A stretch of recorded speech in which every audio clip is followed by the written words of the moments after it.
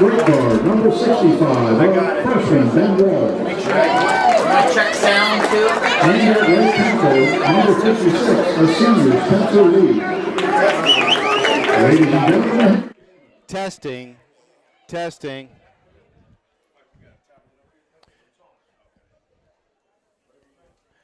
Well, good evening. We're here in Meadville at, what's it called? Bender Field, I think it is. At the Durant Sports Complex here, where the Meadville Bulldogs play for tonight's semifinal District 10 playoff action featuring the Hickory Hornets and the Beavers from Corey. My name's Mike Joanno. My law firm has sponsored this broadcast for over 9 years. On the camera, David Gill of First Take Video Productions. Joanno Legal Group is the sponsor. And we have a special treat tonight. We got a second microphone working in the game. And we have Dom Clary, former Hickory High School football player, and his dad, Scott Skip Clary, was the first person I ever did a broadcast with. I was operating the camera, and Skippy was doing the play-by-play. I was a little color. It'll be reversed some today. Say hello, Dom. Well, Mike, I appreciate you having me on. Excited to be back in Meadville, somewhere where I was when you guys first started, and I got my first playoff action as a player. I'm happy to be here. The Hickory Hornets can do here in the playoffs. You know, if you look at the past 10, they've had some good success in playoffs. Excited to see. We're doing the ceremonial coin toss. Preferred the ball. The action. The Hornets team on the scoreboard. They'll be wearing their black jerseys, white helmets, white pants, with the white lettering on the jerseys. It's all in white or in the black helmet. We're going to have the spangled banner here. So turn our microphones off.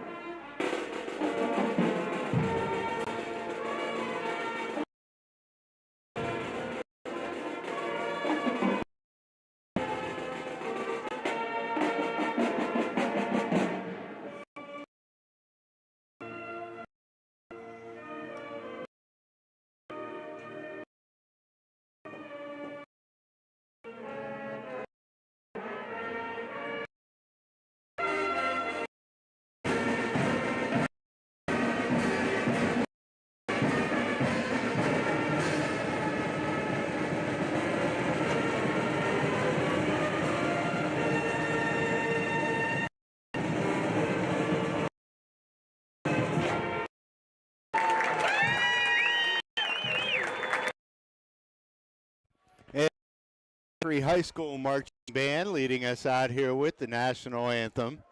So Corey comes into this game with a record of 9-2 this week, and I was able to watch doing this, the first high school doing a stream. They gave me the idea, and when Coach Brass asked if I could do it, like, sure, of course. Can do it, Hickory can do it. And we've been off and running ever since. Literally, as time 87-yard field hit the crossbar, hopped over, and they win the game 9-6. Opponent Corey, game of the season, and Titusville right now is playing the Sharon Tigers. The winner of those two games will play next weekend.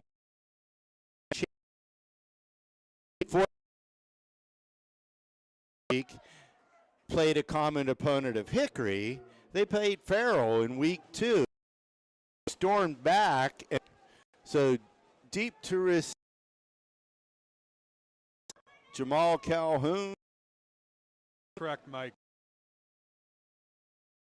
Person.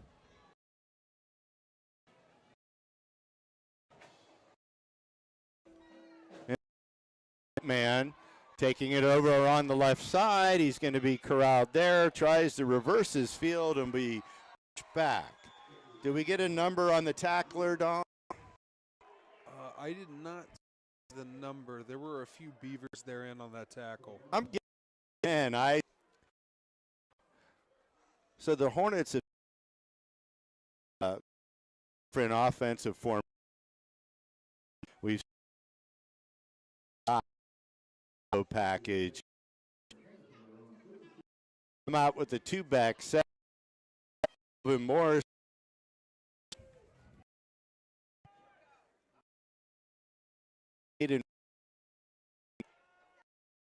This field, they give it to Morrison over the right side.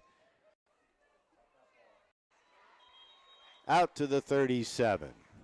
That's a creative way to use the motion. Boom, to the right. That's a movement before the play, and it makes things easier for your really, really talented offensive line. And they are a talented offensive line. Nathan Corey on the tackle, gain of 7. It'll be 2nd and 3 for the Hornets. Borowitz out wide to the left. The freshman Dante Evans tight left side. And Phillips in motion. And it looks like a direct snap to Phillips for the 50-yard. Brought down there by Marcus Mary, a first down. Shout out to the freshman Dante Evans of sealing that edge. Run, get outside, steal, boom. Wide open laid there for Phillips. That's great blocking by this offensive line and Dante Evans, the tight end. And down on the field, it was a little windy before the game, so the Hornets are going to start. 2 set up. They got on the clap, 5. I've been on the wrong, and Dungy was the offensive coordinator. They win against Sharon my senior year. Happened using. And nice to see that Dungy offense this time in black and red. So they're going to set up with the same formation. Got Morrison on the right side of Les working out of the shotgun. Don't get him. Are they going to call that on the Hornets? So we'll give the 5 yards back, and it'll be 1st and 10 from the 4.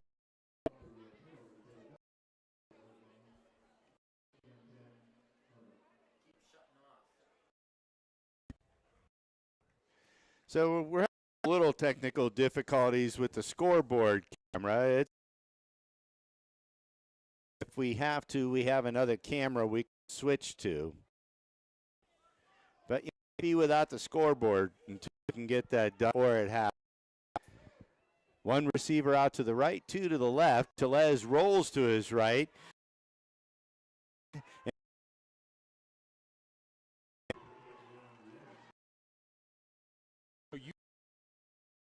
Boy, I mean, A lot of it takes no time for them to get going. I've seen a lot of teams, some of the best into the Cleveland area, they don't move that quick. This team is fast, and one of the fastest I've seen in my past 3 years of covering high school sports from PA to Northeast. things that makes the, in my opinion, players who can take the house on any play. Nathan White in the tackle second inside. Makes a cut, gets over the 40, and he's wrestling. It's inside 5. The tackle was actually made by Meredith, but I couldn't see who was trying to rip the ball hands. Right now, and that'll be a first down.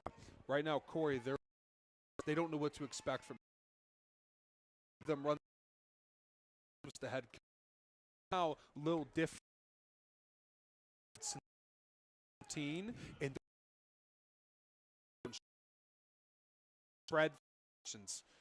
This time it goes Calvin Morrison up the gut. He splits 2 defenders down to the 20-yard line, sandwiched there by Keaton Frisina and Marcus Meredith, but that'll be another first down for the Hornets. They'll mark him at the line.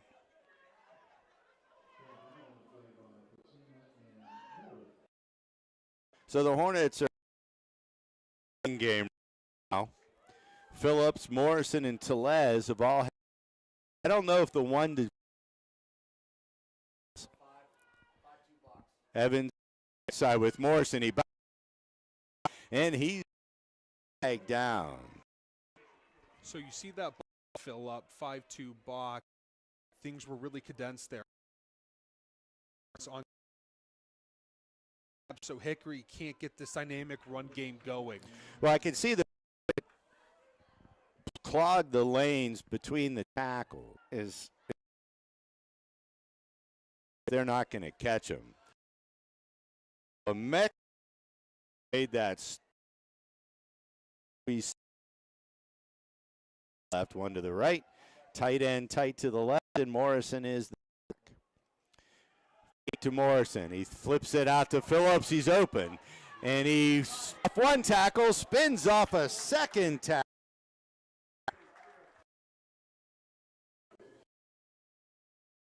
On inside the 5-yard line, and it'll be first. And that was the first pass play. It was a pretty cool pass.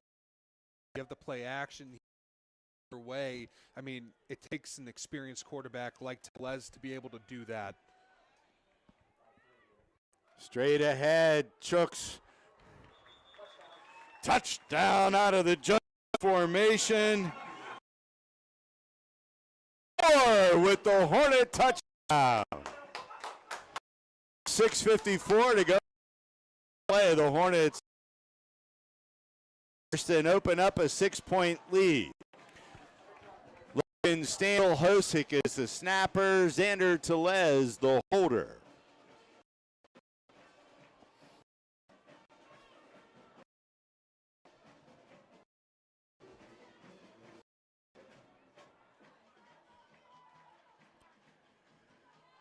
Low snap. Hosick gets, or Tellez scored and put the extra point. 7-0. And a nice drive. Mostly on the ground. One pass play. But the dominant offensive line, I think, is the story here. Yeah. Luke Lewis, the junior. Let's look at the kid. And I coached a kid. I know him well in baseball, of course, but kid, he's a hard worker. He big feet. Watching there's a single set a new school. Kid is special, and they like to run right behind him. I used to like to say when those kids played Little League field. Offensive line. It's being born. Stanford is getting kick off. Deep to receive. We have Blake Cook and Dion Kennedy. And they'll park just about the 10-yard line. This is kind of a wind. The wind was blowing from the corner to the far corner to our left across the field. Taken by Cook, and he cuts it up over the 25, down 28. Christian Dungy and start their first position. They're led by quarterback Nolan Carey. They're a pass-heavy offense ball, and their leading rusher Nick Lesh. To Professor Ryan Briggs, go to ProfessorRyanBriggs.com. Has the best Mercer County sports and statistics you'll find anywhere. Working out of a shotgun in motion. Back to pass is the quarterback. He's going down the sideline, and what coverage! Glued to him. Calhoun did a good job turning his head around, but no separation from the wide receiver. That is suffering defense, and honestly, you can't teach defensive coverage like that at this age. 9, it'll be 2nd and 10. 2, one back is Lesh, and the Hornets are showing blitz. They got 7 on the coming, and the quarterback gets through. He can run, and he's the first down. Brought down by Luke. He gets out to the 40. So got around the block, found some room, and picked up 11. That defense that they just both in the, I like to call that like a look, and that's when the center has to decide, pick and choose who the most dangerous linebacker is, because there's no great option there. Same formation, 2. They'll put a man in motion. They hand it off to the motion man. It up. He's got room. Over. Spins out. Ball. And that's Lucas Baker on the carry, and another Corey first down to the 48-yard line. And not many teams have been on the Horn. Average 3.9 yards a play, which I think leads District 10 or at least Mercer County. You know, Mike, a lot of these, he was a 12-year-old pitching on the, now he's out here making big plays. And a great player, too. Again, 2-by-2, man comes in front of the quarterback. Plenty of pressure. He lost, and he throws it away. King applying the pressure there.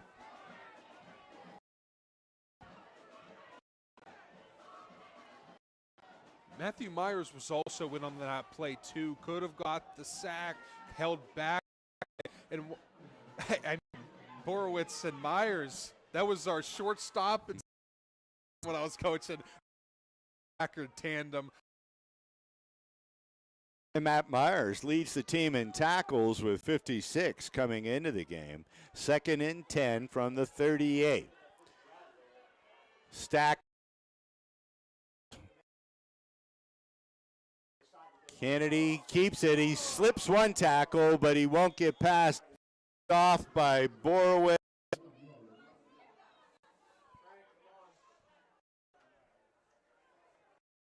And Myers. Gain. Ball sitting 37 yards. The receiver out to the left. Running back behind the quarterback. He's back.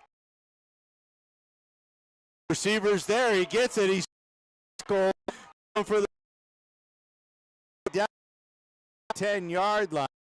Jamal Calhoun and Matthew Myers to stop, but it'll be it's 9. This kid, and he's straight. You know, you had a Hornet line ready to make a play, but where the wide receiver was going to, that could have easily gone the other way. Trips to the right, to the left. Kennedy out quick on a bubble screen and hit quickly. The receiver, I and Nathan Weiss is the starting running back. So that gain is to the 4. You all right, David?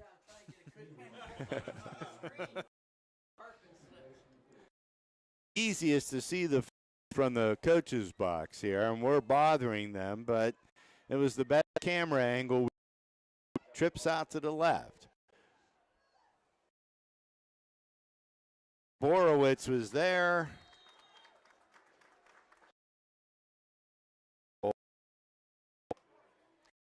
Shakur, and the ball be placed at the 4, 3rd and goal. That was a good by Borowitz. You know, you have the outside linebacker. You're told, hey, quarterback, no matter what, unless he pitches it early. Didn't pitch it early. He kept it. Trevor stayed committed. Good form tackling as well. Now the Beavers still, about 4th and goal, but Hornets prime spot to turnover. Elpers is the running back. Kennedy pass. He throws it out to his right. Incomplete. The reaction there from the Corey play, they all put their was incomplete then, but that ball was way out of view.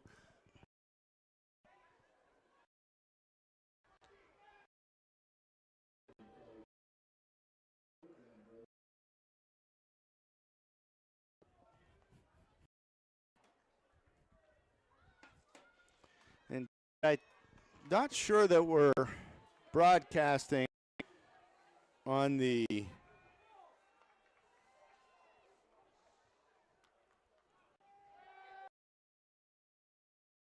Luke Lewis. Kennedy's pass on the slant route slapped away, and the Hornets away inside the yard line. Lewis long jumped up high, put his arms up and swatted that ball away. Now the Hornets have the ball, looking to run the distance of the field. Really, looks primed and ready to start the run again. I'm interested to see what type of different looks that they run here. So the Hornets will start 1st and 10, 5-yard line.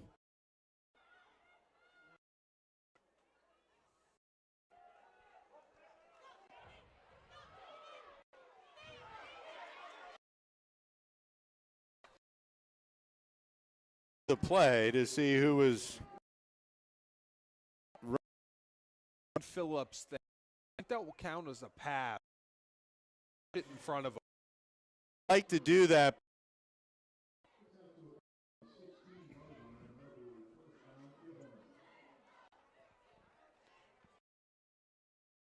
Yeah, it's like it's just going to be a off, but he does toss it, counts as a pass. Sometimes plays like those can get a guy into a rhythm. Just having that completion, and right now he's 2 of 2, 3 for 3 because 2 of those little. This time they give it to Morrison, trying in the middle of the line.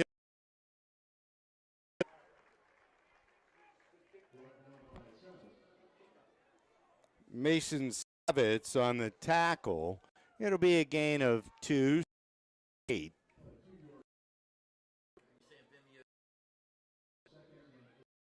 Two biz. A little choppy, but I don't have the stream, so the signal here is real good. Working out of the shotgun, Tellez. Pitch out to his left. Morrison gets across the 25.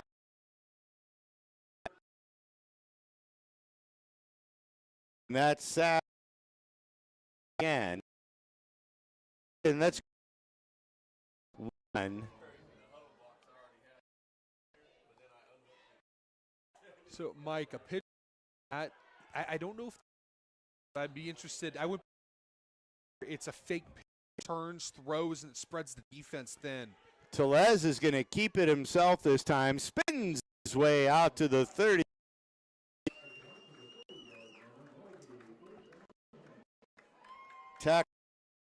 Checker Jack will be a fresh set of down. The Hornets, nice history. Their District 10 running around 2000. Mike, now it seems time they get a new quarterback, that young man can run well. And there's the fake pitch, and Tellez takes it the other. There's a flag. So you are right on that, Dom. They faked the pitch, moved in the other direction, but I think it's going to go.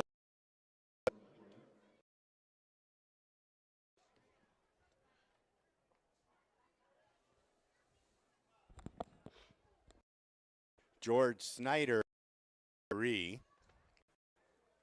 checking with the coaching staff for B. Holding is the call.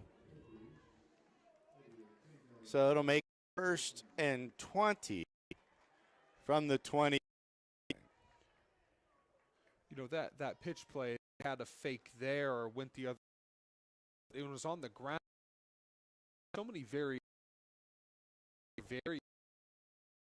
pitch. Left guard, right, or left guard and left back out almost that they're blocking, and then everyone to the direction, and then out to the right. And now there's a whistle.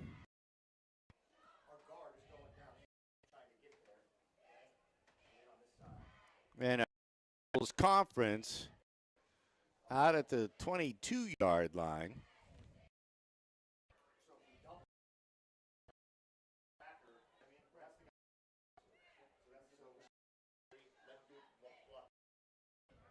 A pleasant in Meadville, Pennsylvania, a little brisk. It's better inside the coach, outside. There is.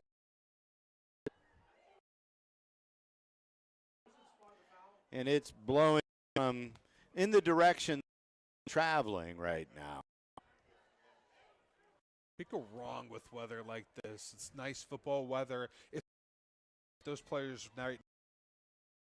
Not been running for hours, they're good to go. Tight formation to the left. He drops the ball, picks it up, throws, tipped, and almost by Dante Evans. So the Hornets avoid disaster there and live for a second down and 20.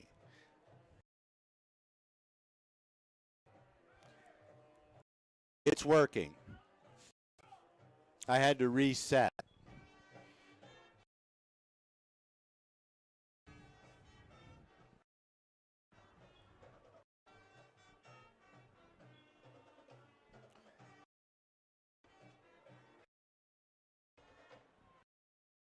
So the Hornets will put two out to the right. Evans, one back is Morrison. They do that time. Go right in and getting some space. And digging out across the yard line, Lil Houston on the pooch pass. Now, what I like about that is you don't have a handoff. Chance for a fumble. Stops it, it's an incomplete. So pitch, a 1-2 yard pitch, so there's not as much risk, and it has been very effective. So at the order of play, the Hornets lead nothing. Hornets team, this is the first game you've seen this. Yeah, no, it is. I watch is working. Watch on more Friday night, different parts than most people, so it's nice to be here. This team's one of the quickest I've ever seen. I'm used to here. Have an offensive line that can move this well, and that's kind of been Hickory's bread and butter since I was a little kid. They always had kids for the most part, undersized guys, but those guys that were undersized, they could move from left to right, good hands, job, and they always kill you with speed. Same thing that you're seeing here. See, when I played, it was Will Gruber. Now they have 4 kids that are just as fast as So they've in second gone to the clock here, and will still be moving right to left on your screen. We'll call it a long lead, so 3.5 first down. Philip to the left, the right back Moles. Field, he's tucking, he's going to run, he's got to get to the 40, and I believe he's going to get to the 42, and that'll stop the clock with 9. A fresh set of. And he couldn't find them. And that shows a great quarterback, knowing when to give up the pass. He is really good with his legs, talented as he's a smart move. Now they of downs. Well, and he kept his poise. He kept looking down the field while moving, and then eventually he had to tuck and run. He had patience, and he had time to do that from this offensive line. This time he'll give it to Morrison. No, he keeps it. He's going to go right up the gut and surfs on the 50-yard line. And he was riding the back of number 22, Lamech Albers, to a gain of 8. We've reached the end of the first quarter of play. So the Hornets have a 7-0 lead and are driving on their second offensive possession, and they're keeping control of the ball. They're keeping the ball on the ground, playing smart football. When he knows how to beat the ball, keep it out of harm. It's having an effect where you can include than having that play active than it that might have a younger quarterback, freshman or a sophomore, that's learning the trials and tribulations of the game. I agree. The Hornets have a mixture of senior leadership, quarterback, of course, a lot of there, and that bodes well for the future of the program, as Coach Dungy's been able to keep kids interested in football. Trevor Borowitz was all basketball until this year, and now he's in Mercer County. I actually remember when playing football, I went to go coach his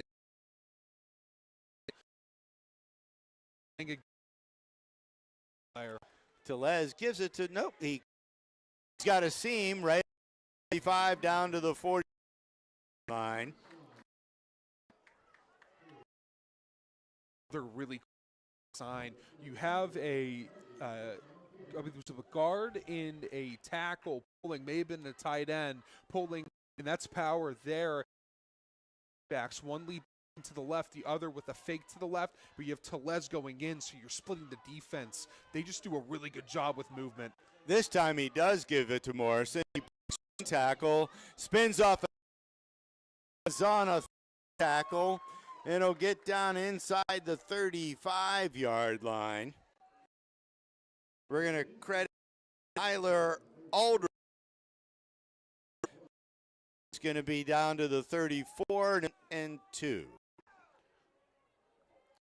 Remember a time Hickory had a tandem in the backfield like this. It's been had a sacks of this caliber in there right now. Get to Calhoun. He bounces a little outside, gets to the 30, and gets dropped. They're going to mark him, I think, right at the 30. Marcus Meredith on top. It'll be another first down. Hornets are flexing their ground game so far here in this con. Hickory, I mean, they've had so many good running backs over the past decade.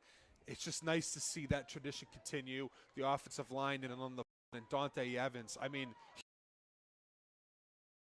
like one either. I agree. Telez this time gives it to the second back, Morrison. Around the defender, gets the sideline and inside the 15. He forced out of bounds there by Keaton Frisina. But a first down, and Calvin Morrison, his speed there, getting to the edge and outrunning Blake Cook to the end. You know, another down, another Dante Evans block that helps Morrison find room. I know I keep talking about the young tight end, but boy, he's physical. You don't see freshmen play that physical and intent to hands, just 15 years old.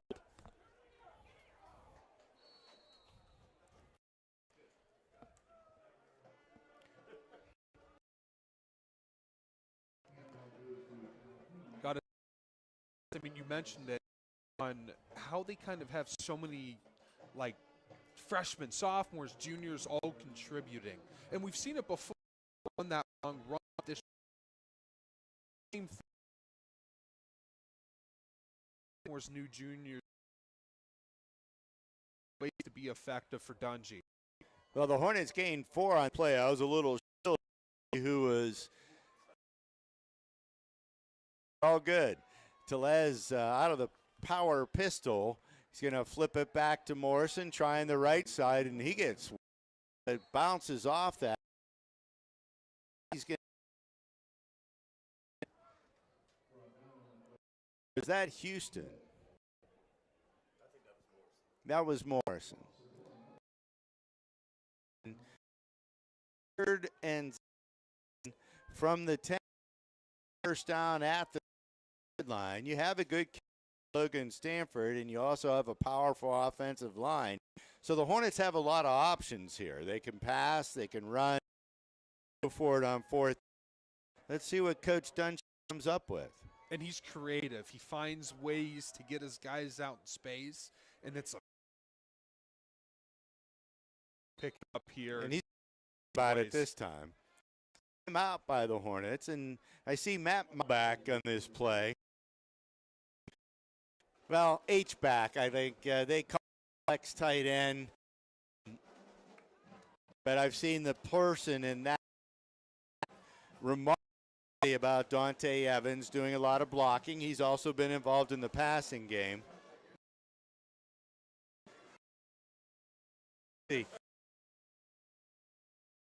My headset down and go outside, you'll stay inside and we'll be able to communicate. Have a better view of what's going on in the game. Trip anybody with my cords. We'll see if it. So the Hornets 7. See, this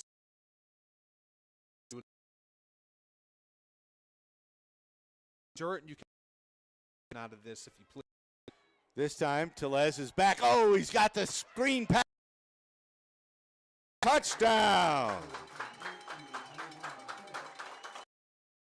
So the Hornets 2 drives and 2 touchdowns and have really eaten clock. We're down to 8:20 in the first half. There's only been 3 possessions. I mean, getting plays. Stanford in to try the extra point. Will Husick, the snapper. Xander Telez.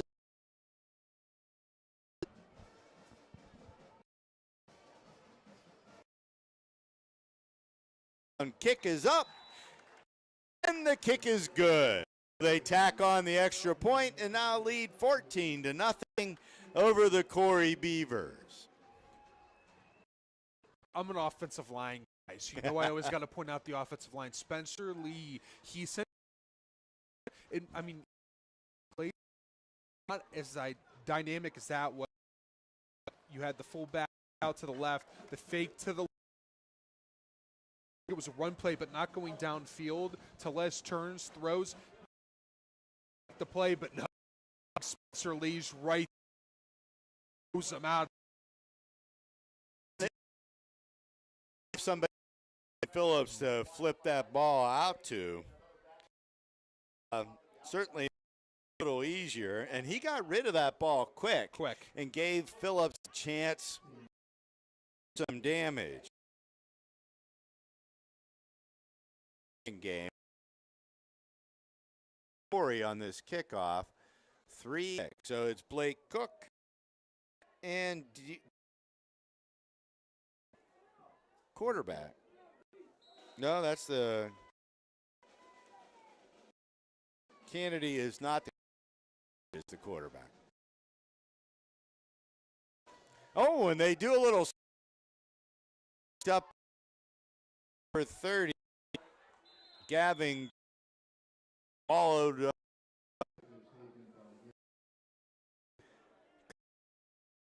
Miller.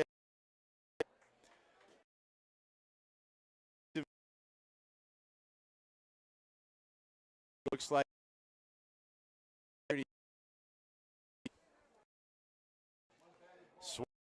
footballs. They'll put it to 36. And they also carry swapped out nose guards, by the way. Joey Garm's in that nose guard. Big Joe Garm. There's not too many times you can replace your nose guard with an even bigger nose guard. I agree. And he stands up the lineman. Carey's trying to find room on the right side. A lot there. Matthew Meyer, bottom of that pile. Gain of 1, 2nd and 9. So Garm, Walls are the 3 down linemen in this formation. Lucas getting a little break. Set up.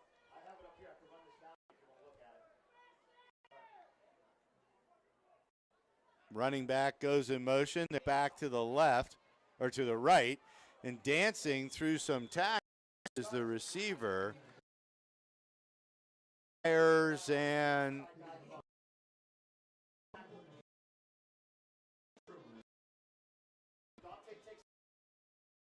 let's see. Stop. Bobby Maynard. But he'll gain about 4. Give him close to 4. It'll be 3rd. 5. They run this 3-3, having 2 guys off side.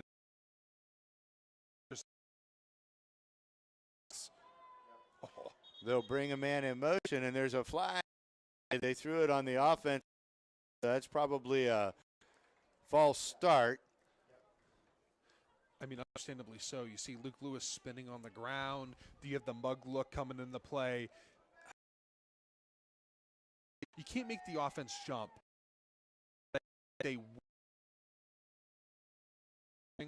False start. Your dad is the one who gave me this clue. He's now an official. Look at which and that which is an indicator, not always an indicator, that it was going to be against. They're going to do trip. One receiver out.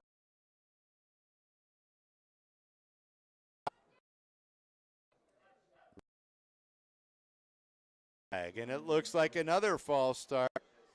And that's the signal from the line judge. And that'll move him back to the 31-yard line. And the line gain is the 46. So 3rd and 5th. Corey's. And you don't have too many 3rd and 5th book. Is a 3rd and 15 play ball and just change the defense lines of movement, but Corey struggled to move the ball. Not the same success for Corey as Hickory on offense. Going with a 3. And Ben Walls and Luke Lewis leading at the quarterback. It'll be the first sack of the day. And that'll push him back inside the 25-yard line. What are you supposed to do when 5 Hornets are pursuing the court? And you you can get can lucky. Eyes of Luke Lewis. Houston and Phillips are deep to receive. What a punt. This boomed back to the 31. Phillips will corral it there. He's got a team. He's over the 50. He's going and out of bounds inside the 45. Excuse me, down near the 5-yard line. Phillips. There's just no one that can match his speed. There's not a single guy that can seem to match foot for foot in a foot race. The only one I really demonstrated good speed, number 3, Blake Cook for Corey. And they're going to mark him out of bounds at the 36. But the Hornets have Sebastian Bromley to the left, Borowitz to the right. Telez, he's got a seam. He's back, he spins off a couple tackles, and then he gets the Beavers. He gets inside the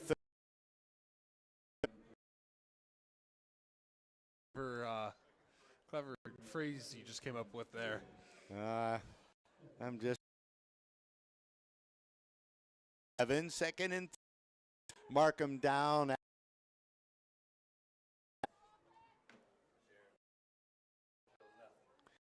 The score is Sharon Pride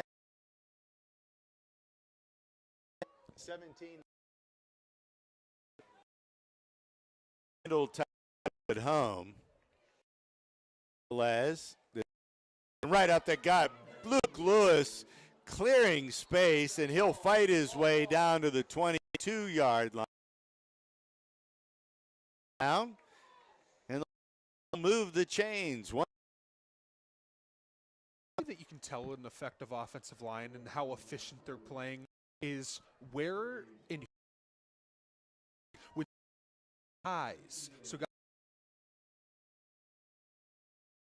that the offense on double teams and to that second layer of the defense. And they're not fooling around. They're just getting the same play at this point.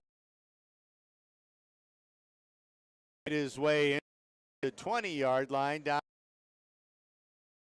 So it'll be a game. Let's give them 4.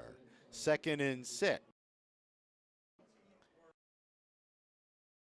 Bobbing and weaving through coaches' heads and headsets to try to see who's making the tackle. All the action to our right, and the way we've set ourselves up here, we're kind of blocked, but we're responsible. That's priority number 1. Calhoun still the running back.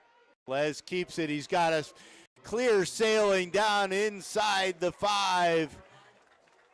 And it'll be first at the 4. Meredith with the tackle. With the throats at this point. Familiar.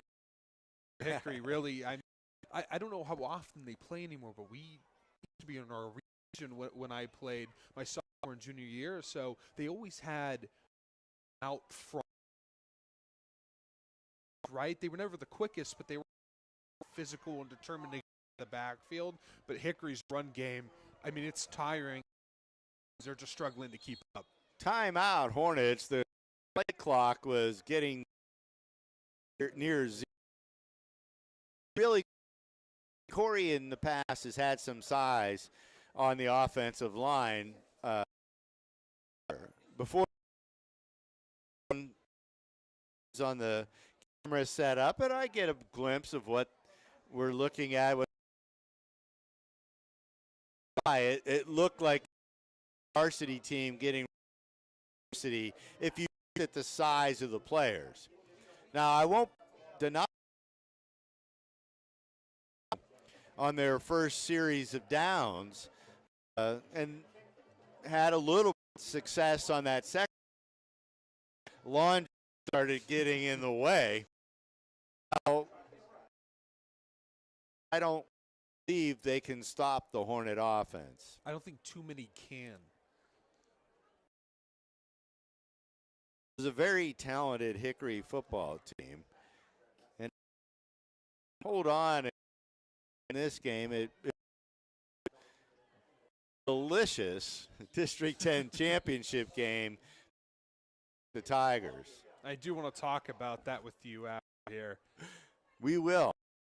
He gives it to Morrison. No, keeps it himself. Gets down near the goal line and in. Touchdown, Xander Tillett. He's really good at that. I mean, I had my binoculars trained on him, and I still thought he gave the ball to Kelvin Morrison. In to attempt the extra point. Will Hosick, the snapper. Xander Tellez is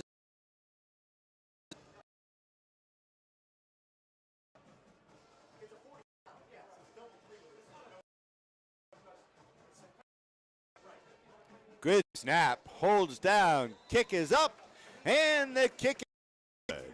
So with 45 to go in the first half of play, they've had 3 possessions and have come away with 3 touchdowns. And they've put a goose egg on the board. I'm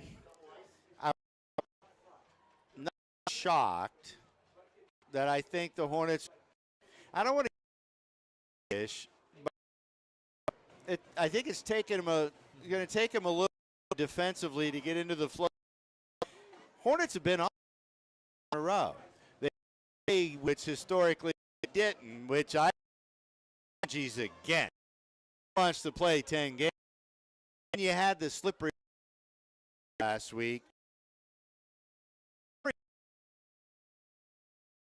They've kept a. With football, it's a little different, right? With baseball, you want to stay in the rhythm. You play basketball the same. You don't want to get sluggish. But with football, it doesn't hurt to have get healthy, treatment, be with the trainer, get an ice bath. Whatever you need to do, you have time. You have 2 weeks to prepare for a game that does not in this game where everything counts in that film room. Stanford's kick is correct. Turner gets out to the 35-yard line where he's, I believe, by Sebastian Bromley. Dion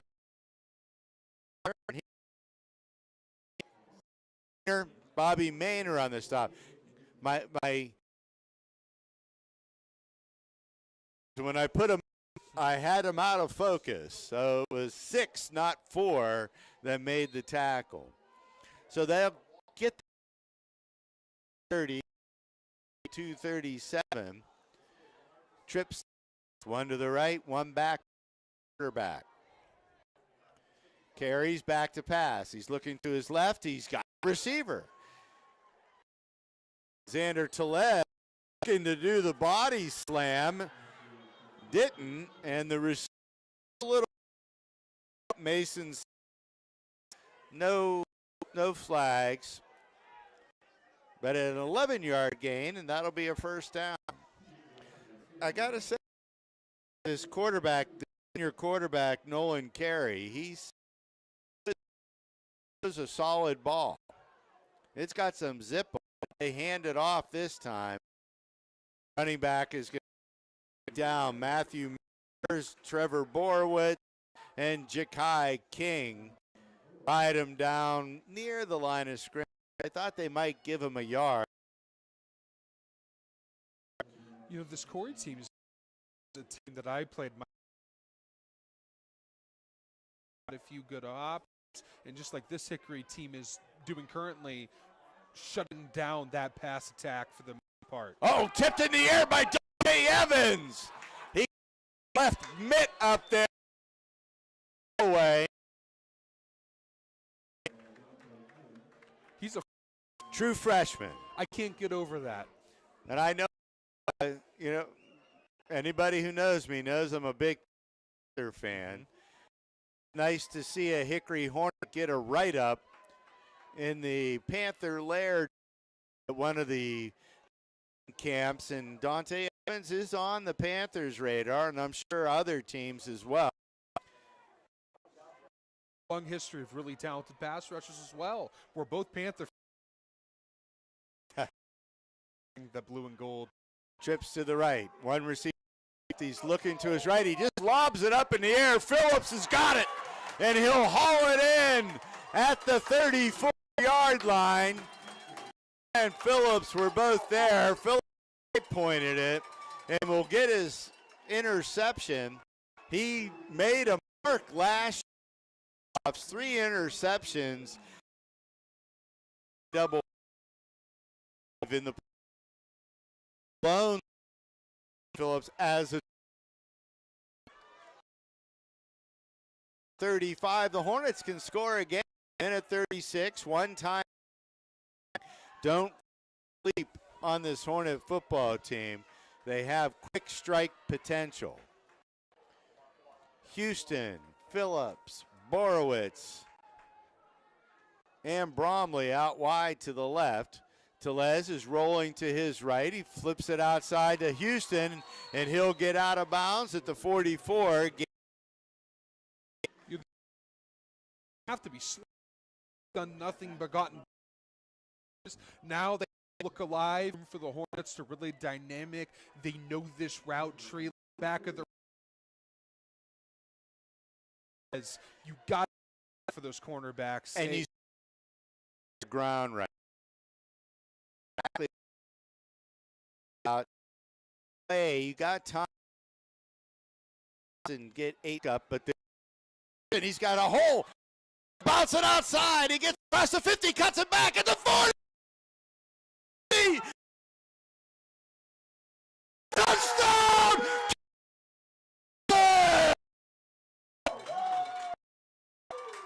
And when you have a run attack like that, you can run with just a minute 16 on the clock. How dynamic is this team, and how fast and fun they are to watch. They are a pleasure to watch. It's actually a joy to watch this team. And now they've 27-0, and it took them 34 seconds, I think, that touchdown. A little bit less. I got to double check my notes. Stanford into attempt the extra point. Will Hosig, snapper, and Xander Telez.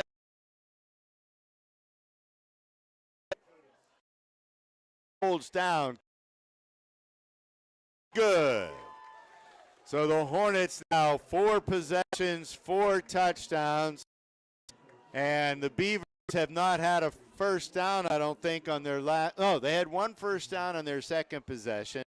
1 first down on the last possession before the interception. And that was an ill-advised throw. He just lobbed it up there.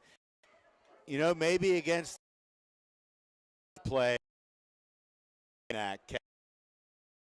Bobby. You can't do that against most Mercer County teams.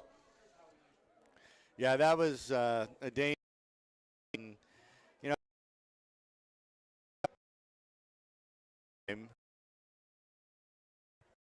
excuse me, that we've seen a team from the north really be competitive. It was the Mercyhurst 6 years ago. Team that beat my Hornet team. With Will Gruber and Dominic Clary on Erie McDowell. And I'll say this. Probably the best call you ever made when Hayden Gallagher found Will Gruber deep to bring us just within 7 in the second quarter. That was a great pass, and Will had a broken hand by the up man, and he'll be wrestled down there. Is that Michael Reardon?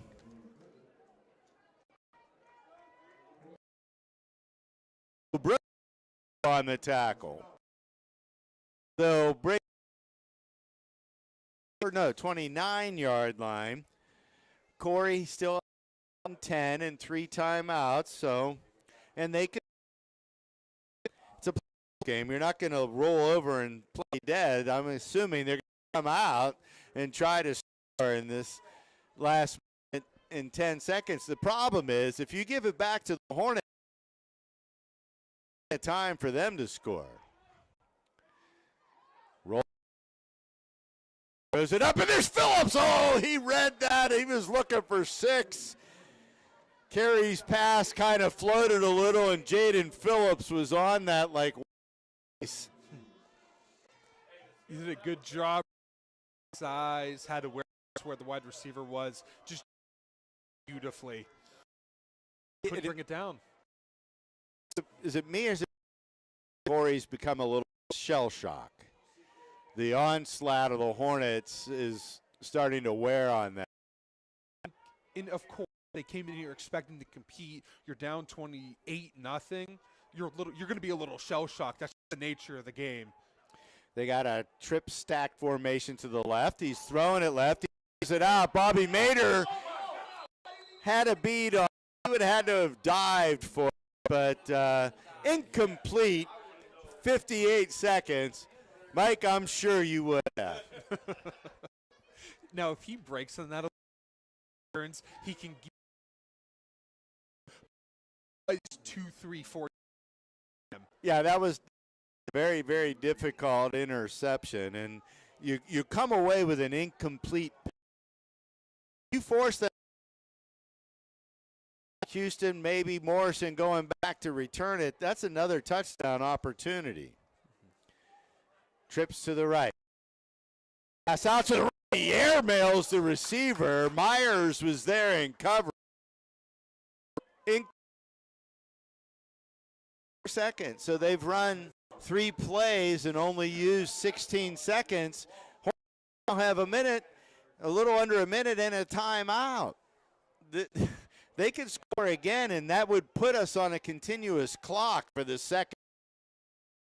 Sure, I'm certain that Coach Dungy knows that. Jaden Phillips to receive the punt. Their kicker's got a booming leg, though. Not this time. It's end over end, bounces at the 45.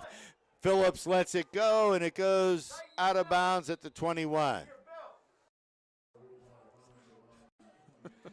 So the Hornets are going to have to go 78 yards. The ball's out of bounds at the 20. And that whittled the clock down to 46 seconds. You know, you can't be for throwing the ball. It's easy to say, oh, just run the ball. You're down 28. It's a playoff game. Hey, we've been able to move the ball all year. Let's try to do it with a minute left. It's just the Hickory team's on the level. Oh yeah, this they haven't. I don't think a team of this stature and skill.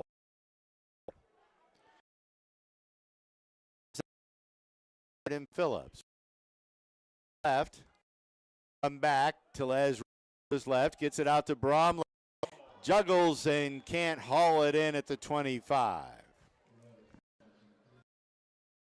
Once said, your hands, you need to catch the ball, but it's easy for us to say up here. Had one hand out, just dropped to the ground. Is able to bring that to the chest a little sooner. He'd be still going down the out and Maynard bore out to the left. Average right, there is a on the left seam, or on the seam to his side of the field. 7 second play clock, and they get the playoff. And he's going to tuck and run. He's got some outside. He gets and out to the 37. Clock move the seconds. And Matt Myers in and Borowitz out. And we're going to get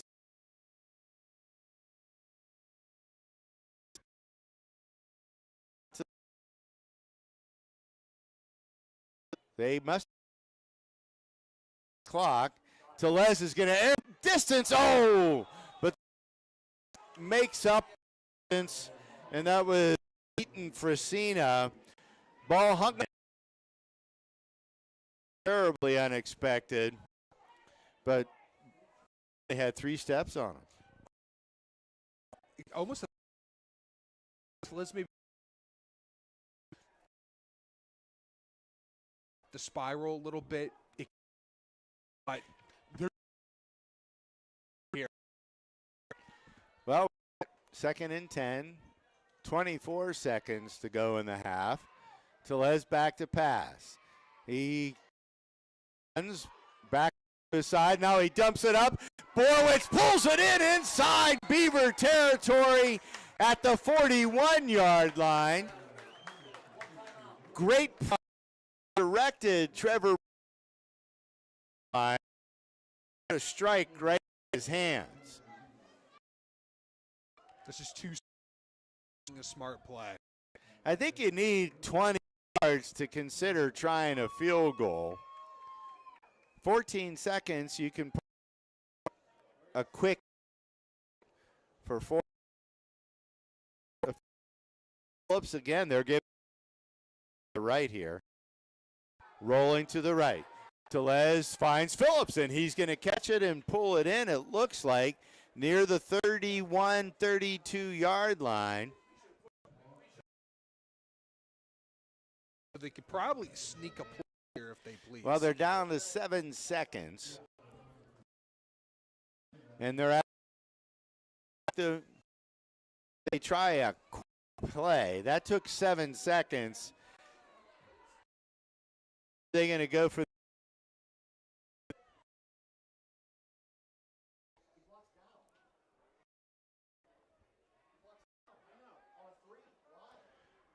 6 seconds.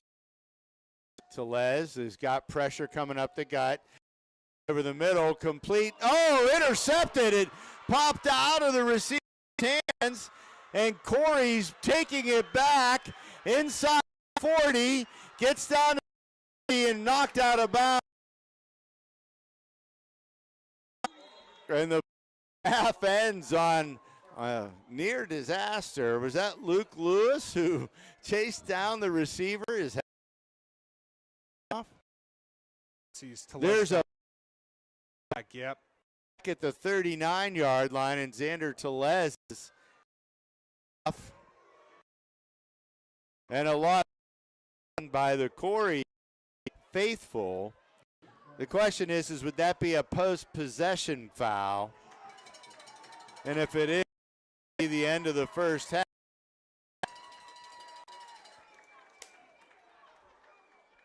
And I'm going to go introduce and announce the halftime for the Hickory Hornet Marching Band.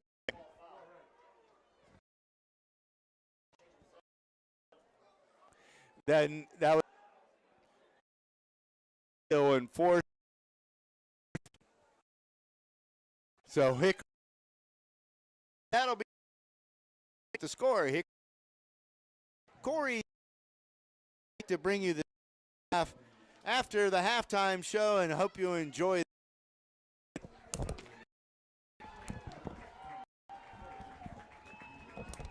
have to, but I am.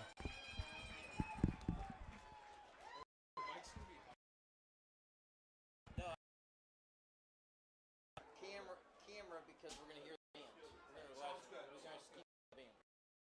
the band. All good. We're doing like 2 halftime shows for sponsors, so it's nice.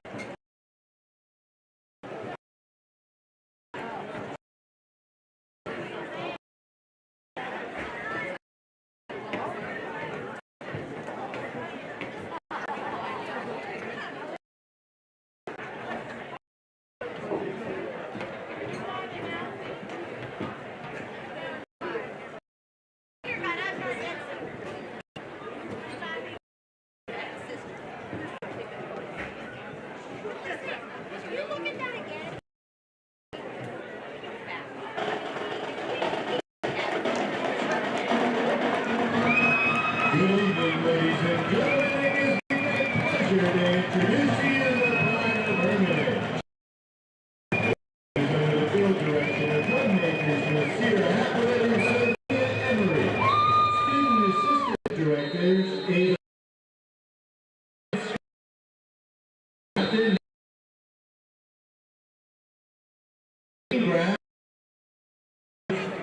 Tonight we're taking you on a musical journey through time with a mix of classic hits and modern pop anthems. Throw back to the 90s with one of the big hits from R&B boy band above. This is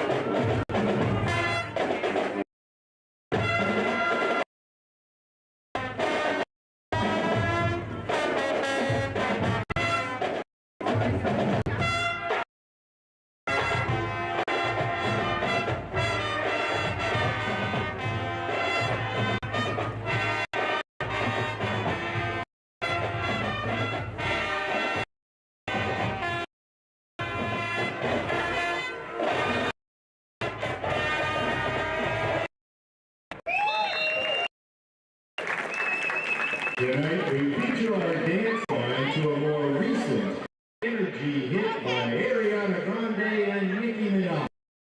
This catchy tune and infectious beat quickly became Bang Bang. Let's go, Allie!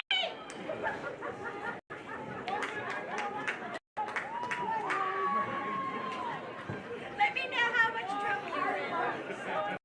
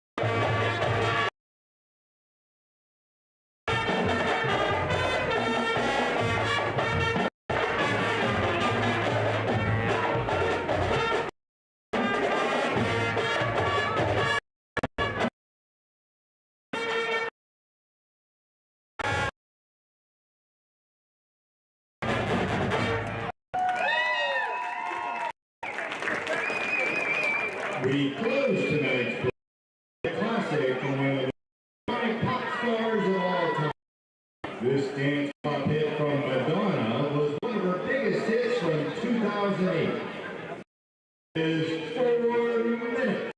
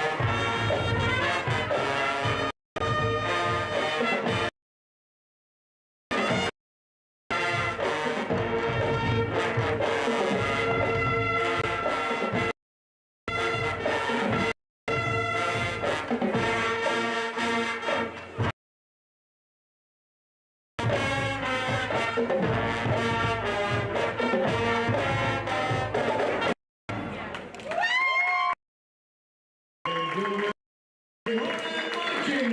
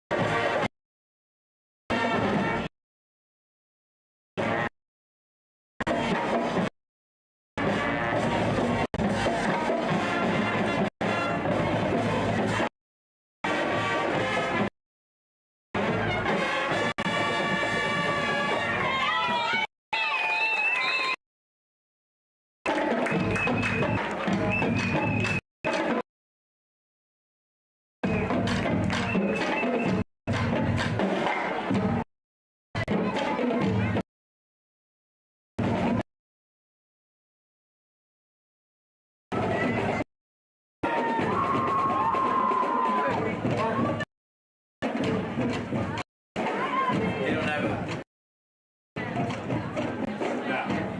They would have performed before. second.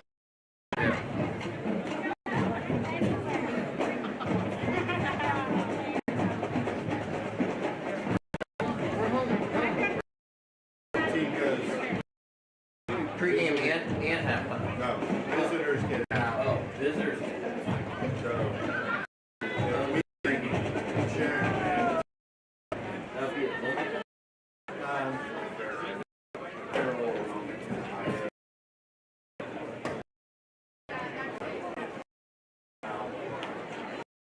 Visitors, so we would be half.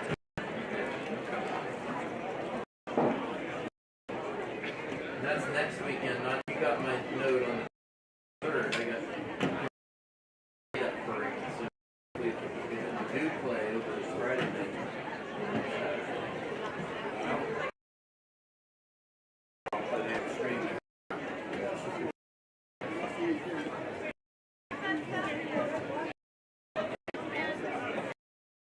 My church. They should. I was organizing committee for that from the very beginning.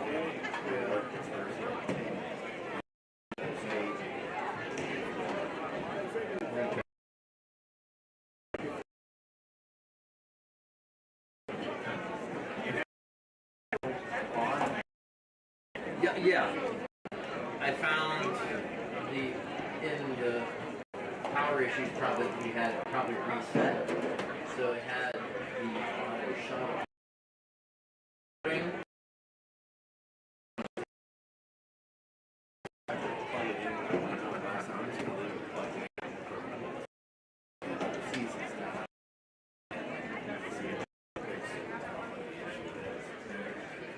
You have to send it into a Sunday service center, right? Or a campus service. Yeah. There used to be a place in Mars that fixed cameras. Well, that thing's 14 years old. Yeah.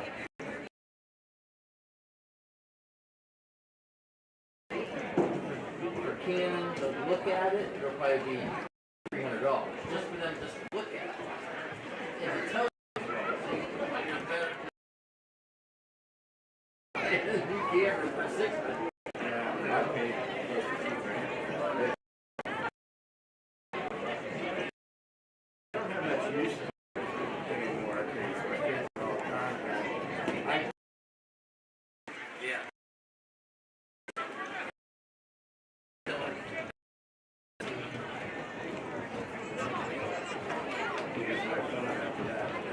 So here, That's what everybody else.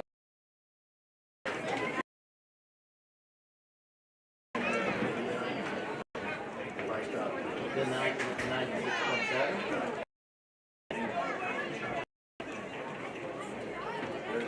Friday night. They're at all realize. Yeah. They do a setup like that crew down there is.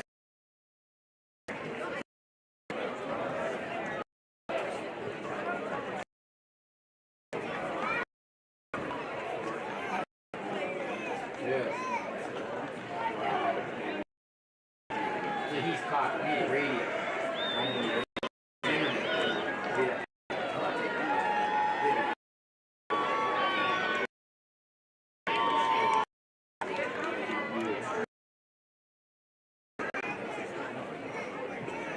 Yeah. Yeah, the one kid that was talking to us. Titus. Yeah. That's what he said. He 96. Is he?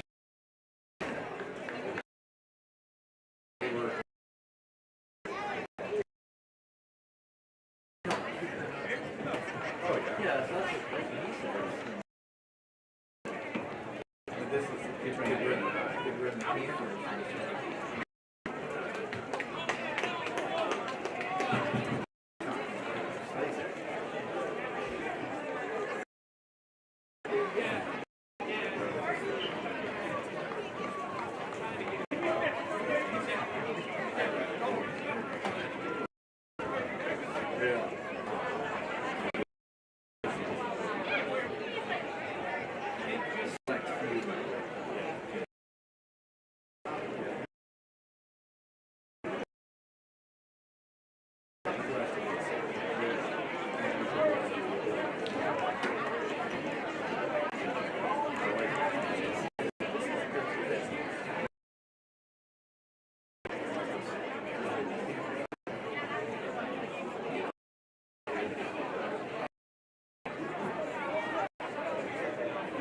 I can just take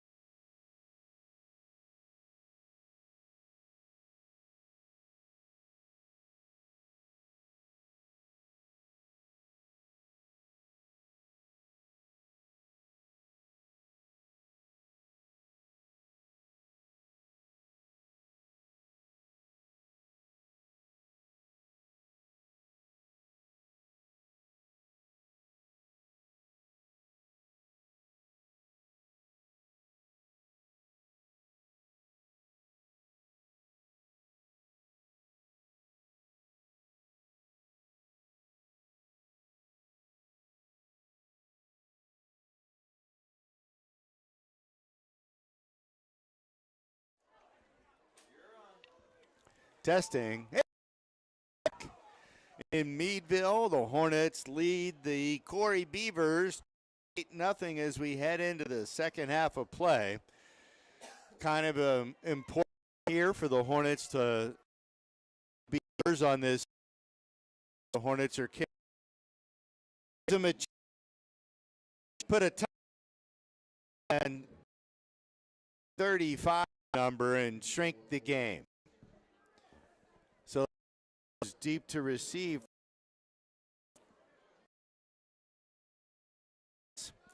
Blake Cook, number 3, and Dion Kennedy, 26. Stanford's kick goes right down the middle. Kennedy lets it bounce, and he picks it up at the end. He's taking it out to his chances a little, and he formed under for the 20. Matthew Myers and Christian Dunn. And the Beavers will start 1st and 10 just across the 20 at the 22. Now I have to ask, is I don't want to jinx anything here, but is the mercy roll at 30 or 35? 30. So in Ohio for years, it's been 30 for the past decade and a half. Your chair up there, Mike, so you don't get tripped. Hand off up the gut. Nothing there except Luke Lewis. And that'll be a loss of 2. And there's a player for Corey on the turf.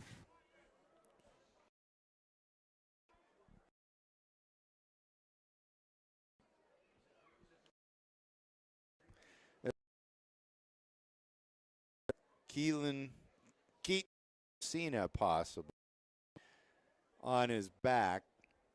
He was. It's.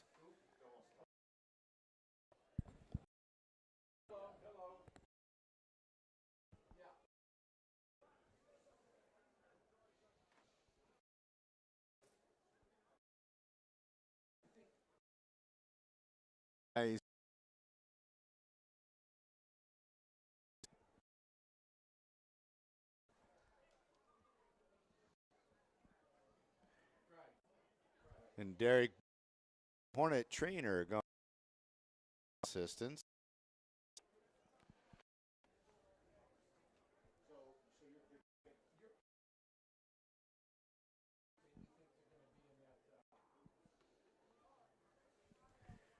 And it's not number 1.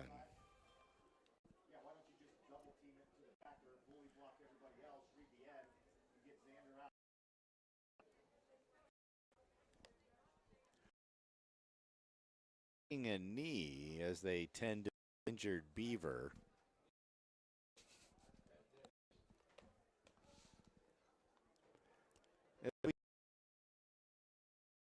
It resumes.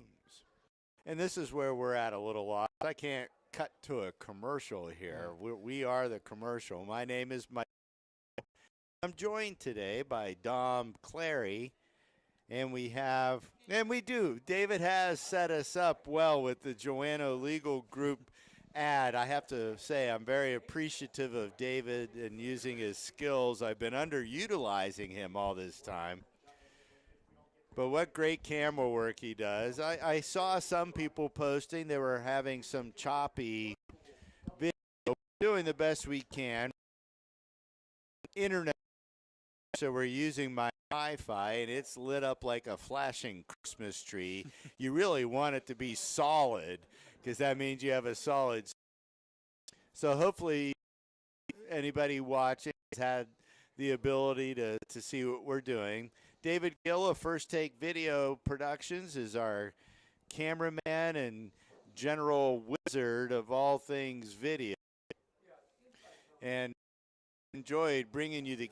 And it's nice to see that the young man is up. And it is Blake Cook, the receiver for Corey, who is shaken up on that play. The Defensive line of Hickory does the offensive line, but back 2 yards. Cook is able to jog off. He's going to be out for at least one play. There he goes. I'd be shocked if they put it back in play. So it'll be 2nd and 12. Again, where we were going, the mercy rule is continue and shortens the game, lessen opportunity for injuries. You severely lessen the opportunity for the other team to make a comeback, and it kind of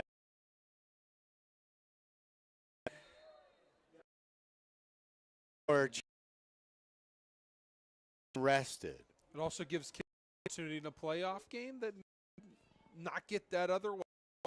I'm not sure there'll be a lot of substitution. Quarterback rolls to his left. He drops it up and Phillips there. He's going to take it to the sideline, and there's a penalty flag thrown post-possession. Phillips returned the ball down to the Hornets back about 10 yards, but here you go. Could you ask for much more? I think back block. Again, that I would plays just like that where constantly, because when you implement it, the refs are going to call it even if they just think it may have happened. Yeah, if it's close. I like the rule because the crackback block, there's a lot of potential for injury when you're blocking a man on a quick change of possession. They're going to march it back from the 15. I'm guessing it'll go to the 25. But it was clearly post-possession that happened, so the Hornets should have first and they do call a block back. Okay.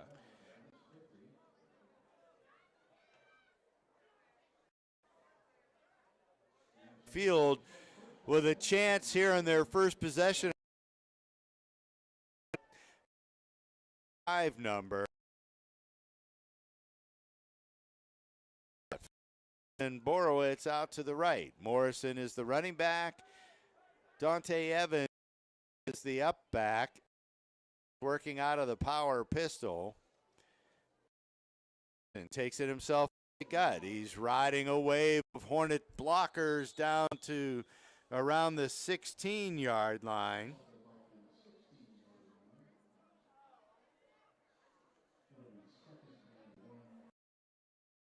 How about the blocking? Spencer and Ben Walls were leading that blocking. Spencer Lee, of course, 2nd and 1. They'll flip Borowitz out to the left. We got a 2-by-1 receiver set up. Let's get him to jump. Morrison's the back on the sidecar right of Tellez. Gun. Gives it to Morrison, taking the right side. He bounces it outside, cuts it back inside the 10. He'll be tackled around the 10 or 9. Let's see, they're going to mark him right at the 10, but that's enough for a first down. And it looks like it'll be 1st and goal just inside the yard line. We'll call it officially the 9. What do you say, Dom? Sounds good with me.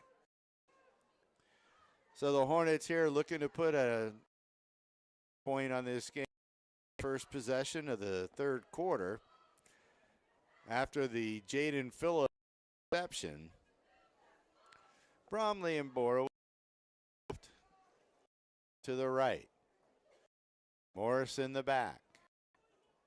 Tellez is keeping it. He's got the edge. He starts weaving his way inside the 5 and stood up as he gets to around the 4 or 3. It looks like they're going to mark him at the 4. So it'll be 2nd and goal from the 4-yard line. You got to wonder, you can really sense that the mercy rule's right there. When you're right there, you want it so you can get this game going and then move on to that District 10 championship game. So you almost have to imagine that it is fourth territory just so you can get Bless you, to Coach. that 35 on the scoreboard. And it's a huge advantage to be able to shorten the game. When they're in a tight bunch formation, again, Shakur, and he's near the goal line. They're going to mark him down at the 1. Chuck Shakur looking for his second touchdown of the evening. So it'll be 3rd and goal from just inside the 1-yard line.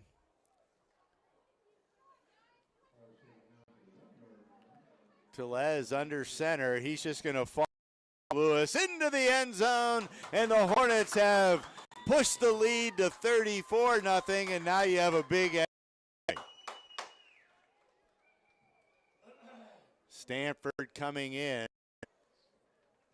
Will Hosick will be the snapper. Xander Tellez is the holder.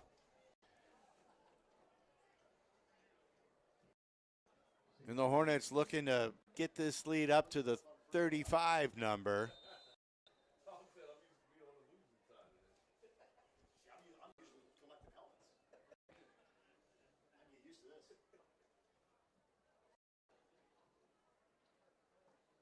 Good down, kick is up, flag is down.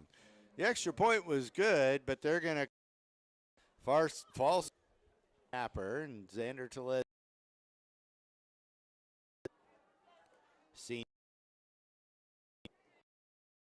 Good snap, holds down, kick is good, and now you've got the continuous clock. It's looking at a rematch in the District 10 championship.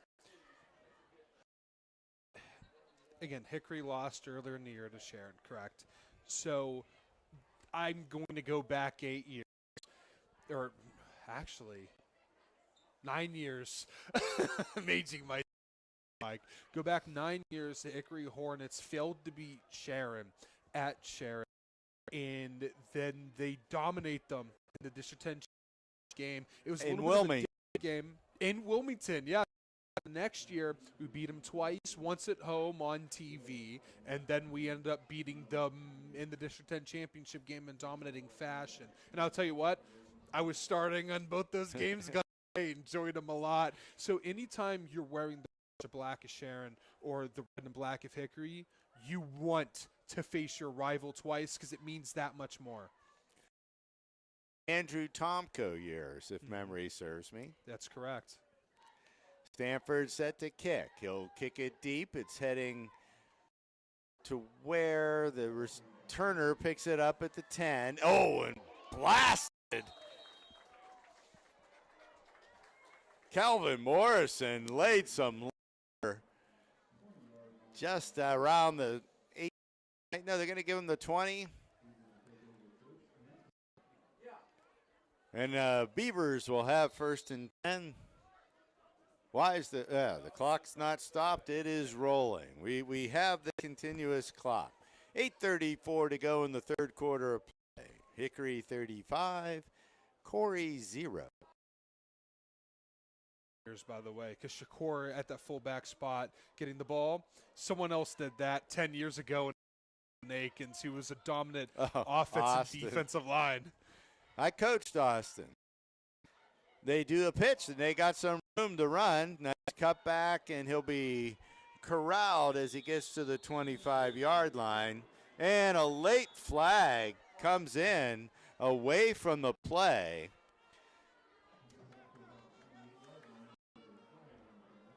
So the game was about 5 yards. Let's see what the penalty is.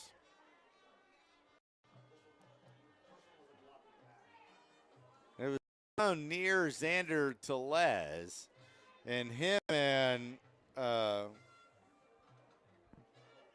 think it was Savitz who the crackback block that happened on the late interception. It'll be a personal foul against the Hornets, and it was in the play, so we'll tack 15 on. And that'll push the ball out to the 43-yard line. And they'll pull Xander out. I think Xander wanted some payback for that crackback, and it cost the Hornets 15. The trips out to the left, receiver out to the right. Quarterback Nolan Carey working out of a pistol, one back behind him. He's looking to his left. He's got a completion in the seam and dragged down by Borowitz is Will Allen. So the gain will be of 4, maybe 5. And it'll be 2nd and 5. Here, again, when I played Corey, when I played Corey, you know, we had a large lead, and we had discipline issues. We were hitting people after the whistle, shoving people into the stands, and you must remind yourself, like, we can get away with this, but maybe not next week. You just got to remember to be disciplined, play the way you're taught, don't have anyone get ejected. Carry on the keeper. No gain, maybe a loss of 1. And it'll be 3rd and 6, 47-yard line of the Beavers.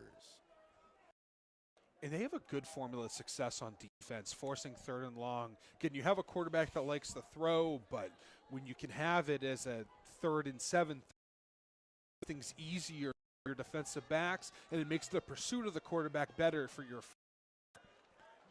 Well, we got 3 down right now, looking for an edge rusher off the left, and they're going to come from both sides. And he throws it for the seam route, incomplete. Intended receiver was Savitz. That will bring up 4th down. Clock continues to run. We're under 6 minutes to go in the 3rd quarter of play. Hickory 35, Corey nothing. You know, Hickory appears to be in a under look. You have that heads up on the nose. You have the 2 ends heads up as well, and then you have a guy on the outside. Call it 3-3 under. Then you bring that pressure almost like it's a bear formation, but similar to what the Steelers do, where you have Highsmith and Watt on the outside and your dominant ends head up. It's just way too much havoc for the offensive line, especially at this level. Stacked receivers by 2. Quarterback rolls to his right and is incomplete.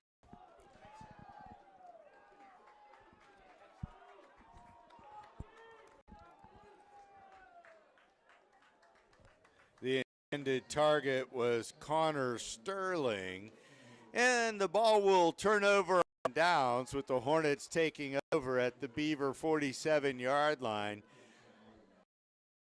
The clock roll, it now rolls even after the change of possession. It doesn't stop, so they're just going to keep this train rolling.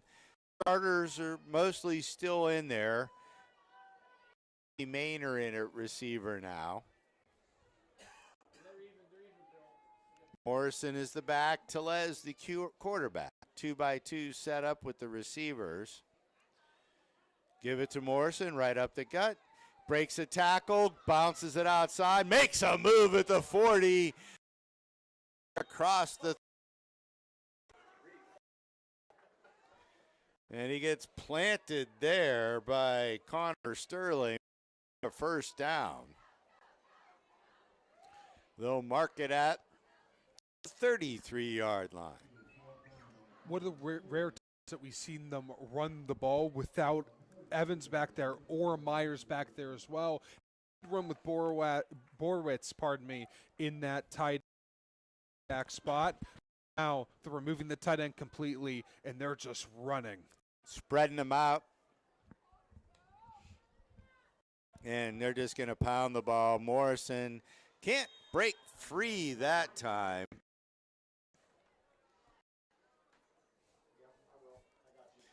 Nice play by Lamech Albers. Give him a gain of 2. 2nd. And this is really an exercise in watching the clock. I expect the Hornets are probably just going to, well, right now they're pound, pound, pound, and then bring a bomb. 2 receivers now in the pattern. Phillips was in the backfield, and he'll come out to the right with Maynor, so it's a 2-by-1. And then they'll put Phillips in motion. And now he reverses and gets the pooch pass. And they've got him in the back. That's going to be a big loss. Alex Schmidt stayed home and made the play. The loss is back to the 38-yard line. And it brings up a 3rd and 15. Yeah, they do offensive line. It's reach. Spencer tried getting on the outside, but that defensive end knew what was coming, had the advantage, and There was a lot of ice in that pastry, and I don't think it worked. And now there's a flag, and it might be on the defense.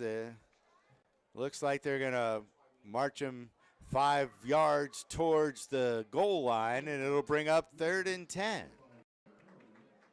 You could probably write a book of dad jokes just from what you said so far today. I got 4 kids and now 1 grandson. Baby Marco down in Nashville. Look forward to seeing him for Thanksgiving. Well, now you can add more jokes. There you go. All right, Morrison is the back. Tellez in the shotgun. Runs. And nothing there. And he'll take a dive at the 30.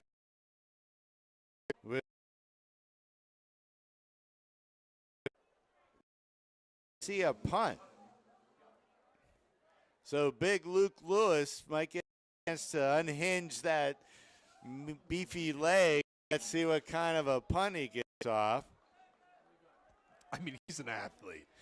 He's a big kid, and usually you think, oh, he's big, can't be an athlete. He's the punter, too. Yes. He assumed the role midway through the season. He's like the Lou Groza of modern-day football. You can tell you work for the Browns.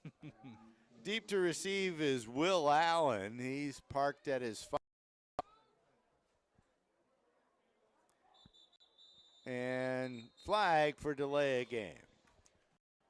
Yeah, they were not going to snap that. They wanted to move back a little bit there. Yeah, that's smart. You know, got to have room to try to keep it in. Well, now they bring the offense back out.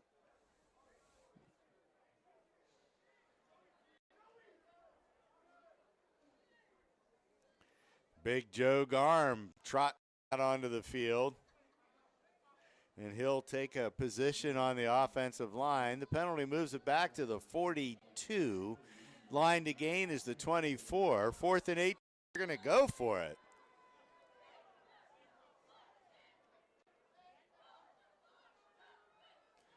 There's it going to be a pooch punt? It is. So Tellez is going to drop it down at the 12. And it'll be corralled there by Bobby Maynor. It took a little bit of a Corey bounce. So with 53 seconds to go in the 3rd quarter of play, Hornets have been stopped on 2 drives. One was the attempt to score in the end of the first half, and this is the first time they get a first down. You know, they're chewing clock. They're moving the ball. Had a few hiccups there, but no sign of worry. Things are moving well here for the Hornets in the playoffs. So they're charging us to bring these casts now. This was, and they aren't allowing us, they don't consider us school related anymore. So we're paying the same broadcast fee that a TV station would, but we're going to try to get the game next week. That went through Christian Dungy's hands and is corralled in by the Beaver Keaton Fresina, and he'll get a first down. And there's a player down for the Beavers. 3 T's. Timeout, touchdown, trainer. They eliminated one of them. Turnovers.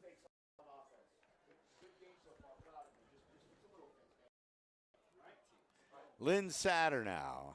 I hope I'm doing justice by correctly repeating the mantra of the 3 T's.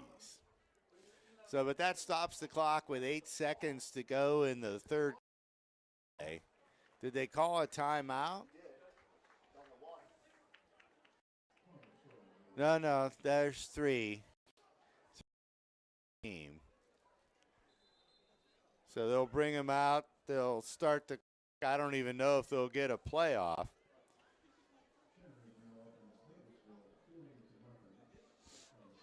Hornets comfortably ahead, 35-0 over the Hickory Beavers.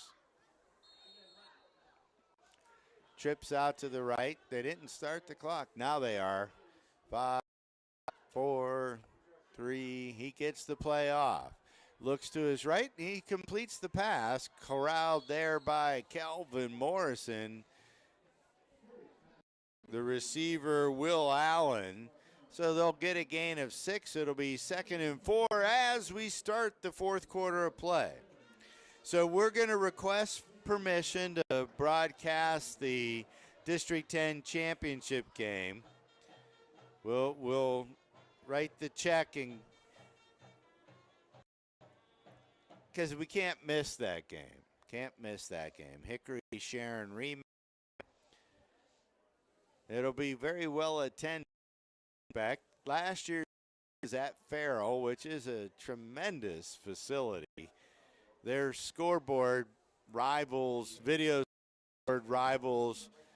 Well, it's better than most colleges, small colleges in our area.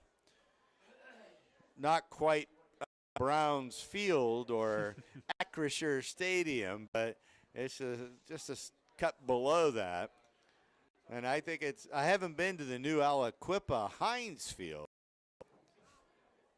And I don't know if they bring the have ketchup video. bottles there as well? I don't know if they ketchup bottles to Aliquippa or not, but I thought it was brilliant getting Heinz to sponsor the remodeling of the Quips Field. You talk in Northeast Ohio, a lot of those schools, they all have scoreboards like that. Plays, they have video teams just for the scoreboard. It's insane the productions they can do for these high school and that's what football Farrell games. has. They're going to tear it out. There's some hand checking. That should have been offensive pass interference the whole way down. Keaton was pushing Kristen Dungy off of him the whole way down the sideline, but they let it go, and Corey makes completion. And the ball will be marked at the 29-yard line. Yeah, the young freshman, he stayed in there and had an opportunity for a play, but he kept getting pushed off by the junior Fresina. I mean, he kept him at arm's length, literally. Trips to the left, one receiver to the right. Try that again. Nope. Flag on the play. Somebody lined up over the line. So that'll give 5 free yards to the Beavers.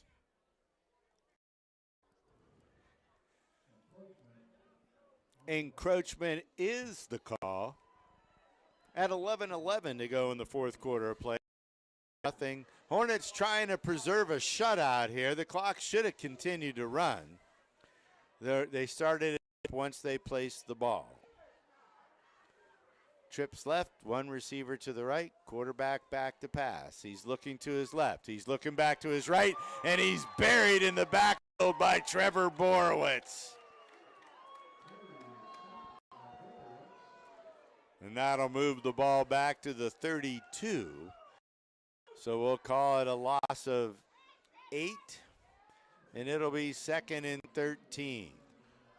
Borowitz did a good job pursuing the quarterback, but these defensive tackles, nose guard, Luke Lewis and company, they do such a good job of just getting their hands in the lanes of the quarterback's vision. He has to alter his arm movement. He has to look around. He can't see because of all those hornet arms extended into the sky.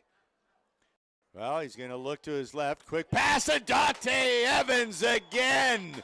His second tip of the pass coming off the right edge. And that'll bring up third down. I mean, this coaching staff does a great job teaching this team. I know that's your grandson, Coach. This coaching I've heard staff. Coach Snyder talk 3 times all season.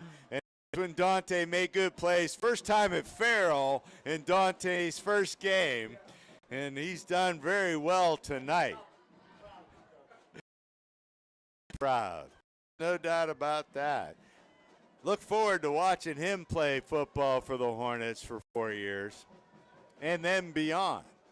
So 3rd and 13, trips left, 1 receiver right, quarterback carry in the shotgun. He's looking to his left. He's going up the seam. Did he catch that ball? That was a tremendous pitch and catch that time. But Borowitz planted the quarterback in the backfield, and he is down.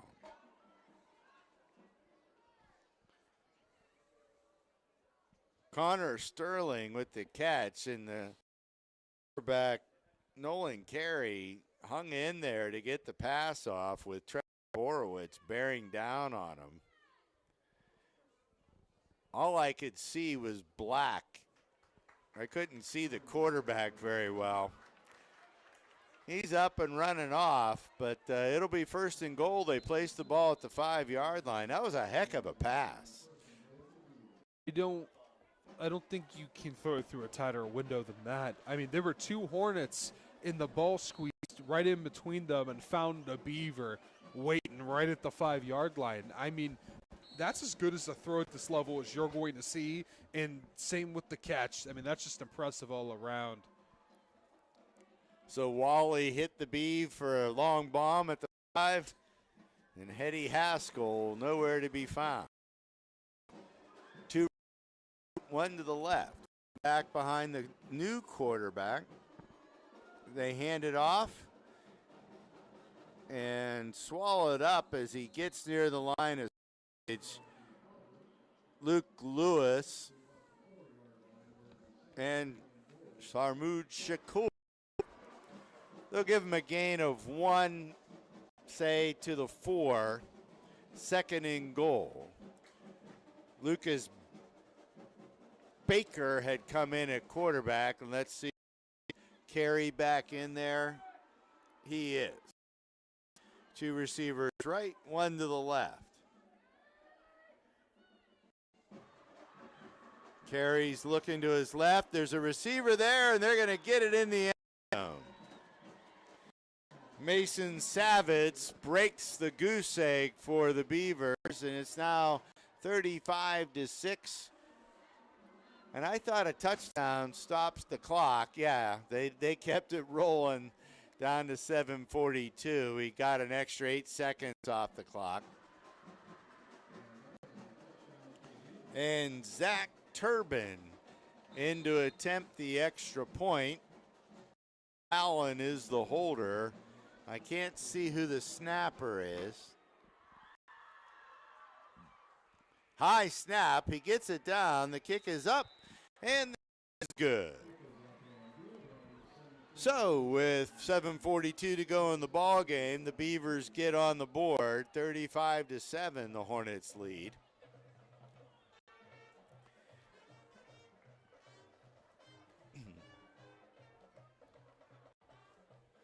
So the Hornets will look to take a 10 record in to face the Tigers. Similarly with a 10-1 record for the District 10 championship, and it's going to be unfortunate that one of those teams, they're both ranked in the top 10 in the state for AAA, and only one team will advance from District 10 into the PIAA state playoffs. We know who we want it to be. And what's interesting about it is you can see both teams making a decent-sized run for the state playoffs. I think both teams, the Hornets were 1 game away from the state championship game last year. And this team may be better. may be better. This is all around a really good football team. Any holes? The one team they struggled against was the Sharon Tigers, but you have a lot of film to watch, and your team has improved a long way, so there's no reason to think, this team can't beat Sharon. Well, the Hornets didn't struggle. They self-inflicted injuries in that. And there's the pooch kick. It's bouncing around. Bobby Maynard, and he'll be flung 35-yard line.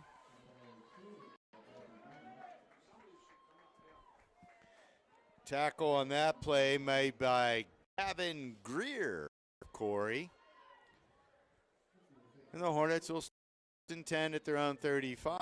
The clock continuing to run, under 7.5 minutes to go in the football game.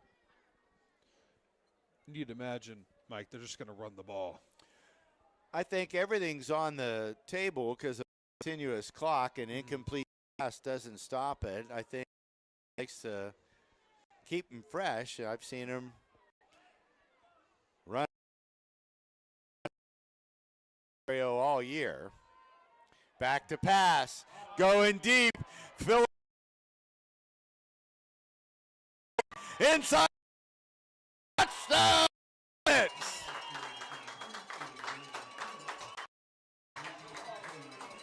Well, like I said, the play action, throw the ball deep. Of course, why not do it? I mean, the only thing that stops the clock is the touchdown, and they got to defend. It's the other team's job to defend.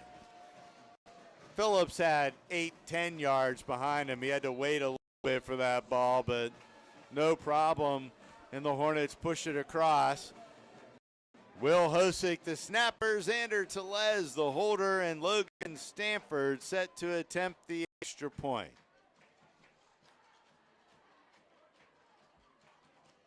Good snap, holds down, kicks up, and the kick is good. So Stanford is 6 for 6 on the night, and the Hornets push the lead back to 35 points. And even with a continuous clock, it took under 30 seconds. Now, again, I know I predicted that wrong there. I will say, audience I'm used to, so they're not familiar with me. I have a good track record predicting plays. I've been pretty good all year. I have a bit of an advantage, Dom. I've been watching them play for 2 games. I think in 14 years I've missed 4 games.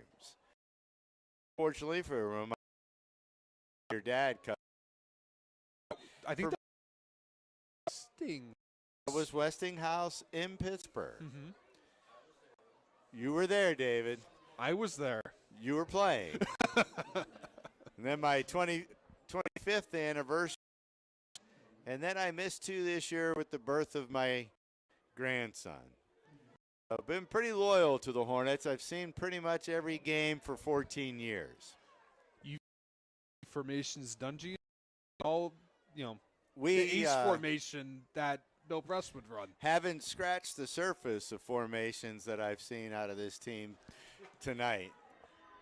Short kick. It's going to be corralled at the 12. Will Allen buried by Christian Dungy as he gets out to the 24. I do want to talk about formation. Again, if you watch this team all year, it's they just run a bunch of different formations. That's typical. I see schools ranked in top 5. Absolutely. This team's impressive. They are very diverse. They can be pro set, they can be spread, they can be jumbo, 2 tight ends, 2 running backs, empty backfield. Not sure what you're going to get. Sharing game at home, a lot of backfield. I don't know if we'll again. We pounded it at them and ran the ball pretty successfully. Trips to the right. Quarterback back to pass, pump and go. Waiting for the balls. Maynard, he can't pull it in. He breaks up the pass. He was in position to break it up.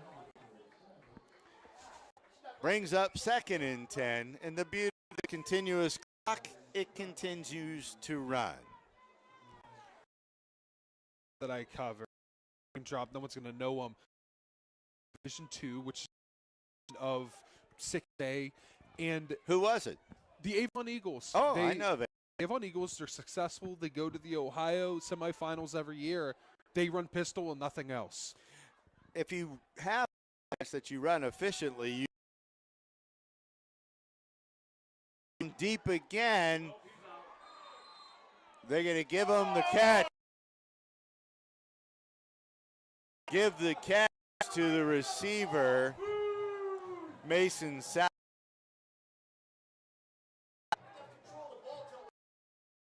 Pumping, and it's down to the 42, of the Hornets. First down for the Beavers. This kid ball, a scramble, and he'll slide in front of the defender. Michael Reardon getting some playing time. Joey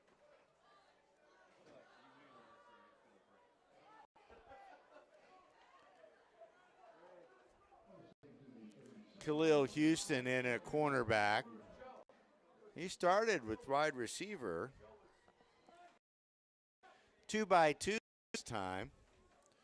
The running back Albers behind the quarterback Carey. They're bringing the blitz right up the middle. They throw it, it's slapped down. Was that Xander Telez? No, Matthew Myers. 3rd and 5. We're down to 3:25 to go in the ball game. 42-7. Hornets let them get into the end zone once. No, they do not want them in the end zone twice. No, you want the chorus, but if you can walk away with a 42-6 victory in a district semifinal, Hickory's played in games in the semifinals a lot closer, so they'll be really happy with this. 2 down linemen this time, but Joey Garm counts for 2. He's getting double teamed. They throw it over the middle. Pass is too tall for the intended receiver, Will Allen, and it brings up 4th.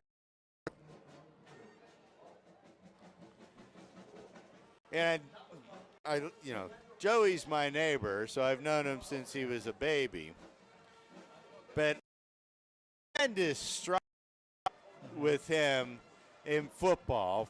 He just started playing. This is and he was hurt most of last year. And his just alignment, his butt was way up in the air last year, and he's gotten it down. He's getting good leverage, and I think he's going to have a part to play with success into this playoff run if they're able to continue to play like they are. And Joey Garm knocks it down and intercepted by Ja'Kai King. Joey Garm with the swat of the ball, and Ja'Kai King corrals it, and they'll kick it over at the 38-yard line with 2 minutes to go in the football game. So as an announcer, we usually joke about how there's a where, like, you talk about a play or something bad happens. Opposite of that, my friend. You talk about this, hits him in the chest, interception happens. Can't time that any he better. got his arm up there. There's a lot of Joey Garm, all 6'6" of them, and still playing, I would say. So I mean,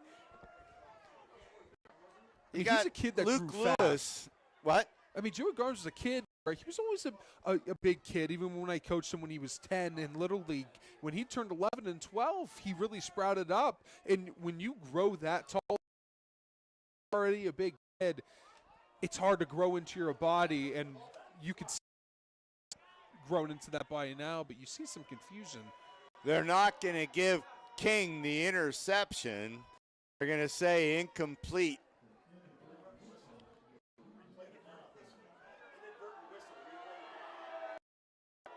So the call is an inadvertent whistle, and they take the interception away from Jacoby.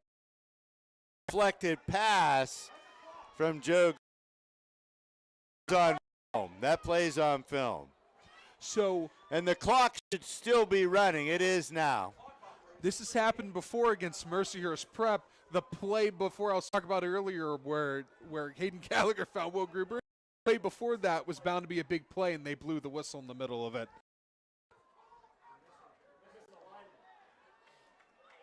And there's something on the play. I don't know what's going on. They're running players out there. They're linemen. And they're letting them come out. This is now Pee Wee football. Back to big arm. No, he doesn't get his hands on it. Christian Benji, though, good position to play defense. And now the ball will turn over to the Hornets. We're down to 1:10. The clock continues to run. I would take my time getting your team on the field.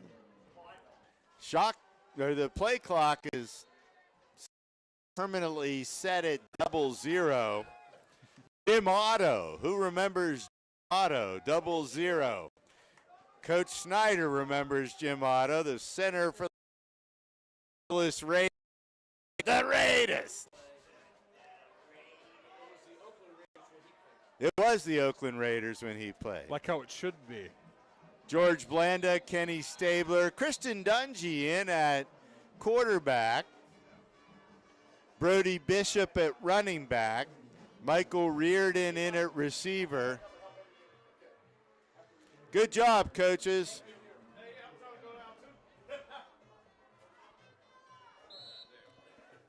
See you later, Mike.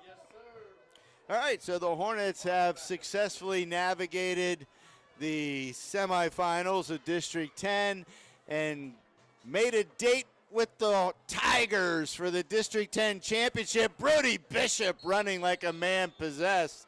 Gets it out to the 44. He'll get 6-7 yards in the record book. We're down to 4. And that's the ball game. Final score, Hornets 42, Beavers 7. We're going to ask for permission to stream the game next week. Pay the $1,500 fee if we get the opportunity to do so. And hopefully get one more game with you folks who happen to, I think, like watching what we do. We appreciate it. We really have fun doing it. And everybody have a nice weekend. Root the Panthers on against the Hoos of Virginia Saturday night. And we'll be back next week.